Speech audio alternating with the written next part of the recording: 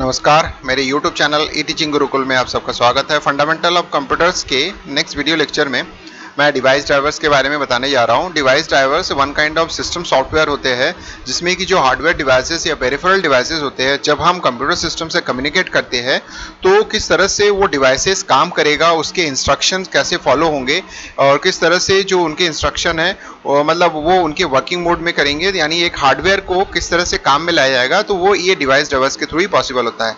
तो इस वीडियो को आप लास्ट तक देखिएगा तो आपको समझ में आएगा कि डिवाइस ड्राइवर होता क्या है और ये किस तरह से काम करते हैं और किस तरह से ऑपरेटिंग सिस्टम के साथ मिलकर ये एक फंक्शनैलिटी को प्रोवाइड करते हैं। तो अगर ये वीडियो आपको लास्ट तक देखने के बाद पसंद आया तो लाइक कीजिएगा, डेफिनेटली लाइक करने से मुझे मोटिवेशन मिलता है, और शेयर कीजिएगा और सब्सक्राइब करना नहीं भूलिएगा। तो चलिए दोस्तों, मैं स्टार्ट करता हूँ कि डिवाइस ड्राइवर होता क्या है। A device driver is a software program that controls a particular types of hardware devices that is attached to a computer। जैसे मैंने अभी बताया, जितने सारे पेरिफेरल डिवाइसेस या हार्डवेयर डिवाइसेस होते हैं वो जब जुड़े होते हैं, आपस में जुड़े मतलब सीपीयू के साथ जुड़ते हैं, तो उनको वर्किंग में लाने के लिए हम ये डिवाइस सॉफ्टवेयर प्रोग्राम्स, मैंने एक one kind of set of instruction होते हैं जिसको हम लोग सॉफ्टवेयर बोलते हैं, वो होता है और ये उसकी फंक्शनैलिटी को प्रोवाइड करता है। जैसे कि अगर आप प्रिंटर आप यूज करते हो तो प्रिंटर को जब आप कनेक्ट करते हो तो वो किस तरह से काम करेगा, उसके इंस्ट्रक्शंस कैसे फॉलो होंगे, वो सब चीजें जो होता है इन सॉफ्टवेयर प्रोग्राम्स में होते हैं।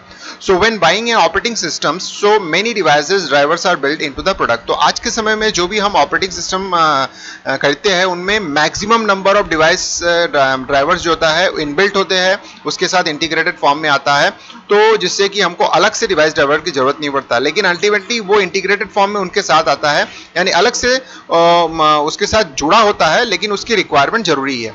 सो if a user later buys a new types of devices, that operating system does not anticipate the new device driver will have to be installed. तो इसका मतलब ये है, साफ साफ बता दिया गया, जैसे कि मैंने बताया कि ऑपरेटिंग सिस्टम में आज के समय में सारे डिवाइस ड्राइवर्स जो होता है इनबिल्ट आते हैं, उसके साथ अवेलेबल होते हैं। तो जैसे ही हम कोई नया डिवाइस में कनेक्ट करते हैं तो वो हमको ज़्यादा इंटरप्रेट मतलब हमको ज़्यादा एंटिसिपेट नहीं करता है, हमसे ज़्यादा इंटरेक्शन नहीं करता है, यूज़र को परेशान किए बिना सीधा सीधा उस डिवाइस ड्राइवर को इंस्टॉल कर देता है और वो वर्किंग मोड में उस डिवाइसेस को ला देता है। तो जिससे क्या होता है कि ह्यूमन बींग्स या यूज़र जो होता है विदाउट एनी प्रॉब्लम्स वो आपस में मतलब रेडी हो जाता है उस पर्टिकुलर हार्डवेयर के साथ।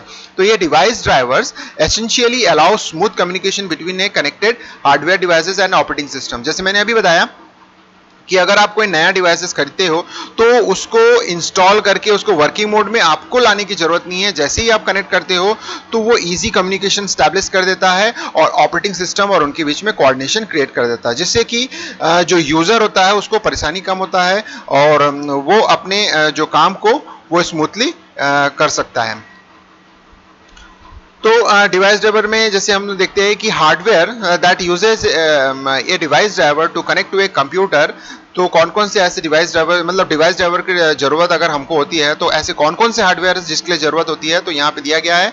प्रिंटर्स होता है, डिस्प्ले सिस्टम जैसे मॉनिटर्स होते हैं या अदर जैसे डिस्प्ले सिस्टम होता है उसके लिए, सीडी रोम रीडर्स के लिए होता है, नेटवर्क अगर आप नेटवर्क कार्ड यूज करते हो तो उसके लिए इंस्टॉल करना पड़ता है, साउंड कार्ड्स के लिए इंस्टॉल करना पड़ता है, कंप्यूटर माइक के लिए इंस्टॉल करना पड़ता है, या हार्ड ड्राइव अगर आप यूज करते हैं एक्सटर्नल हार्ड ड्राइव उसको इंस्टॉल करना पड़ता है डिवाइस ड्राइवर।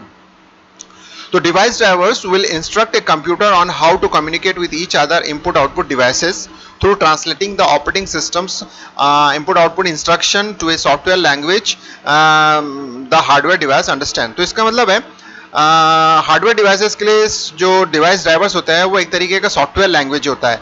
तो ये जो सॉफ्टवेयर लैंग्वेज है, ऑपरेटिंग सिस्टम जब पर्टिकुलर डिवाइस ड्राइवर को ऑपरेट करने के लिए जो इंस्ट्रक्शन जनरेट करता है तो ये डिवाइस ड्राइवर उसको कैसे समझे, तो उसको ट्रांसलेट करने का काम जो होता है ये सॉफ्टवेयर जो होता है डिवाइस ड्राइवर से तो वो करता है। तो यानी डिवाइस ड्राइवर जो होता है इनपुट आउटपुट इंस्ट्रक्शन को ऑपरेटिंग सिस्टम से रिसीव करता है, उसको ट्रांसलेट करता है और उसके बाद जो होता है वो हार्डवेयर को इंस्ट्रक्ट करता है। तो एक तरीके से ये इंटरप्रेटर का काम करता है या बोल सकते हो ट्रांसलेटर का काम करता है। तो टाइप्स ऑफ डिवाइस ड्राइवर्स में क्या होते हैं देखिए, तो device drivers can generally be categorized into kernel device drivers और यूजर डिवाइस ड्राइवर्स। तो यूजर डिवाइस ड्राइवर तो अलग चीज होता है, कर्नल डिवाइस ड्राइवर्स इंपॉर्टेंट होता है।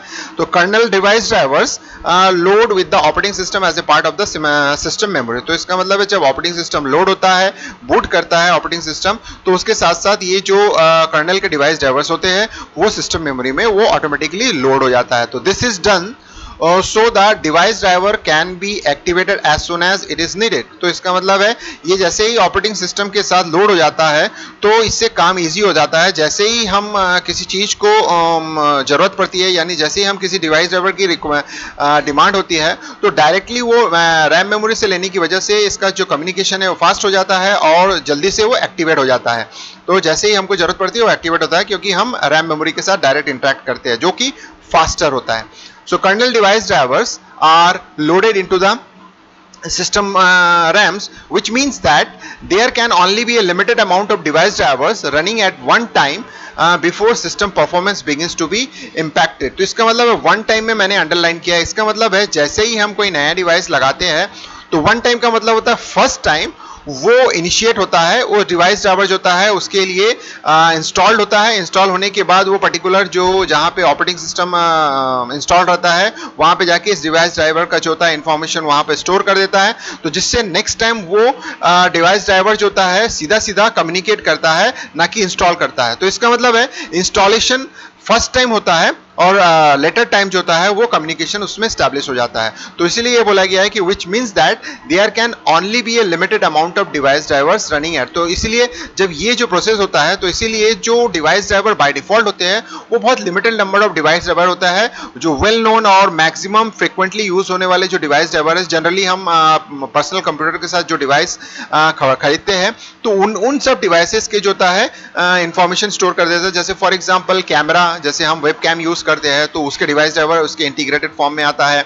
उसी तरह से हम हार्ड डिस्क होता है और उस तरह से कीबोर्ड्स होते हैं, एक्सटर्नल कीबोर्ड्स होते हैं, एक्सटर्नल हार्ड डिस्क होता है। ये आज के समय के रिक्वायरमेंट्स है, ये हम डेफिनेटली परचेस करते हैं।